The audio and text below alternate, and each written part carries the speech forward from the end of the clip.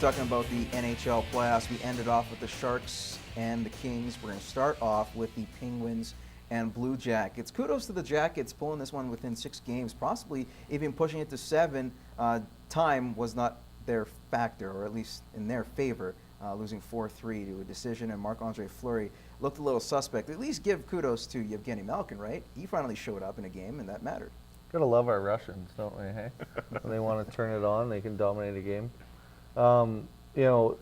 Columbus, it just goes to show what 20 guys committed to one vision, going in one direction, can accomplish. And you don't need skill to be successful in this game. You need buy-in, you need commitment, you need team, you need family, and it just goes to show what they were almost able to do. They were an epitome of a team. Yeah. Yep. And then kudos to Pittsburgh for against all the adversity. Bilesman might get fired. Fleury's not good enough to play in the league. Crosby's underachieving. Again, battle-tested team, been there many, many times. Didn't panic, and it's about rising to the occasion when you need to. And obviously Pittsburgh. There was a few saves, but you got to be a little questionable about the goaltending situation. You can understand maybe there's a lot of speculation about Crosby being hurt. You could put that aside, but we know about Fleury's past. He has not done well in the postseason. He won a Stanley Cup. Or 2? Yeah, he won a Stanley Cup, went to a finals. Yes, I understand that. But it's what you've done for me lately, right?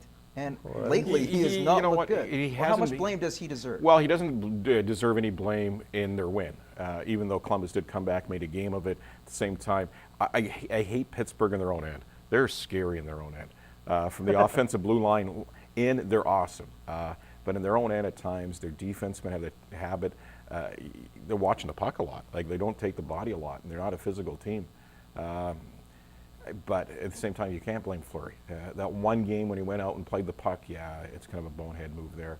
But at the same time, he's got them where they are right now, and that's moving on to the second round. What about the Avalanche and Wild? Talk about a team, Minnesota. It's been a home series so far. I guess for Mr. Patrick Waugh, things backfired when you have your goalie out with about 3 minutes to go this time around. Giving up 2 empty netters. But you look how close these two are in the series. And the recent play of a guy like Zach Parise, who's really finally come out and has put the puck into the net, set up his guys, had a 4-point night last night. Where do you see Game 7 following? Does it still go in the momentum the way it has for the Avalanche, or do you think Minnesota can finally pull one out? I think it's all about the first 10 minutes. You got two teams, again, young, unproven, a lot of energy. So both nervous, gripping their sticks. Colorado slight advantage being back at home, and the way McKinnon plays there. But I think it's all about the first 10 minutes. Minnesota's ability to weather the storm, Colorado's ability to jump on them early. Both those teams are like yin and yang. They have stretches where they dominate each other, and it looks like the other team's not in the series. And then, a period later, a game later, it's the exact opposite. It's really exciting to watch. Great for hockey fans, and obviously I'm sure those coaches are pulling their hair out. I think any playoff game, it comes down to the guys between the pipes. I think those guys, Kepper's, he's played well for Minnesota. But the other guy that's kind of a guy that just kind of showed up in the scene for Game 6 is Matt Duchene. And don't forget Matt Duchene. And that was his first game in a long time, and he didn't look bad, got a lot of ice time. So don't be surprised, Matt Duchene, you'll see a lot of him in Game 7, and he could be the difference maker. Calgary Flames deciding to go a different route, picking up an assistant GM, a longtime assistant GM for the Phoenix Coyotes, and Brad Treliving. Do you think he's the man that's capable to lead the Flames into that next step, becoming a playoff contender in the future? Flames got a lot of issues there outside of personnel, right? I think they suffer from an identity crisis, and I think Burke was a great hire, and you hear Burke and how he talks about the new guy, and it sounds like that was the only guy they were ever going after. He had a set plan. I think it's about establishing some continuity and a culture there, and I'm a local Calgary guy, and I hope they can get back to where they were, and I don't know, it was 2004.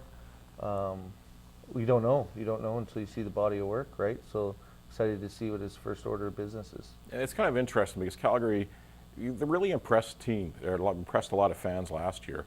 But at the same time, they were so far back and so down in the standings that they go out and win a game, then you think it's just fantastic. So it'd be interesting to see right from the get-go next season what kind of team they're going to have. If they're even going to come close to contending, or are they just going to be one of those teams that you say, oh, they work hard, but The Flames hire a general manager.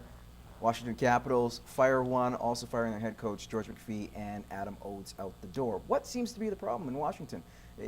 Maybe Dale Hunter was right for not taking that job and deciding going back to junior, right? Number 8. Yep.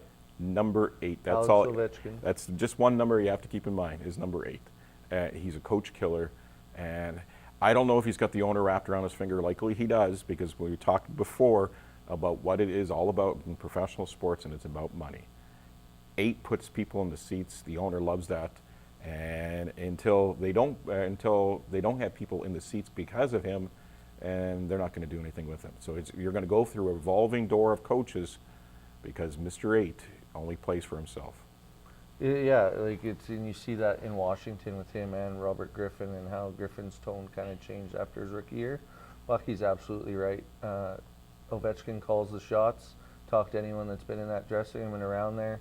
It's 2-3 years too late in terms of McPhee and the decisions he's made, and you had the best coach arguably that you've had there, and he decides to go back to junior hockey until it's me or Ovechkin sort of thing. And the one coach in the 8-9 years that he's been there to actually try to hold Alex Ovechkin accountable, and even he couldn't do it, and that was their best year that team had. So until Ovechkin decides that he wants to change his way of thinking, and the management staff's going to allow a coach to come in and do that, they're going to forever struggle. You could put all 3 of us there, and we would. So what's Ovi's plus minus this year? Ovi's plus minus is minus 45, something stupid like that. Okay, well, that says a lot. All right, Yeah, guys, we're going to have to take a quick timeout. When we return, we're going to have over-under next.